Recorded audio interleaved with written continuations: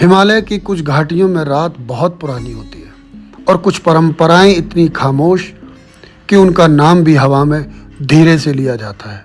उन्हीं में से एक है रौलाने। मैं हूं आपका दोस्त विरक्त पहाड़ी।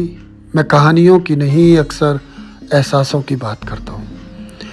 कहते हैं कि बहुत समय पहले किन्नौर के जंगलों में सोनी नाम की अदृश्य परियां रहती थी, तेज, प्रकाश जैसी और बेहद संवेदनशील। गांव वाले मानते थे कि ये परियां इंसानों से दूर रहती हैं, पर जब जब बसंत आता वे किसी इंसान के शरीर में उतरकर गांव को आशीर्वाद देती थी।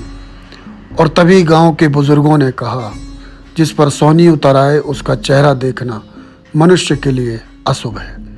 इसलिए रौलाने के नृतक चेहरा ढकते हैं, हाथ छुपाते हैं, यहाँ तक कि चलने का तरीका भी बदल लेते हैं ताकि कोई पहचान न सके।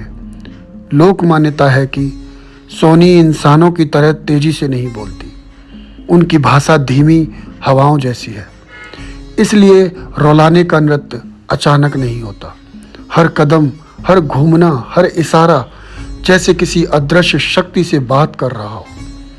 लोग आज भी कहते हैं यह नृत्य इंसानों के लिए नहीं, पहाड़ों में सोई दिव्य आत्माओं के लिए होता है।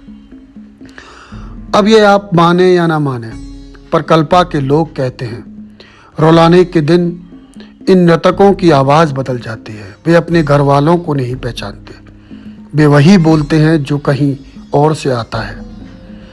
कई लोग कसम खाकर कहते हैं इनकी आंखों में इंसानी रोशनी नहीं, किसी और दुनिया की चमक दिखाई देती है। और फिर आता है रावला उत्सव का सबसे गूढ़, सबसे अनकहा क्षण, जब पूरा गांव एक साथ गोल घेरा बनाता है। नगाड़े अचानक भारी हो जाते हैं, मानो पहाड़ की धड़कन ही बदल गई हो। हवा धीमी नहीं, जैसे फुसफुसा रही हो। बर्फ पे पड़ती थाप, देवदारों के बीच तैरती ध्वनि और घूमते हुए चेहरे।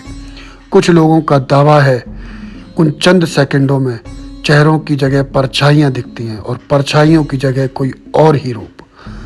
कोई भी इसे कैमरे में नहीं पकड़ पाया, किसी ने रिकॉर्ड नहीं किया, लेकिन जिसने महसूस किया वह हमेशा कहता है रावला देखने का नहीं, रावला खुद को तुम्हारी रूह में उतार देता है।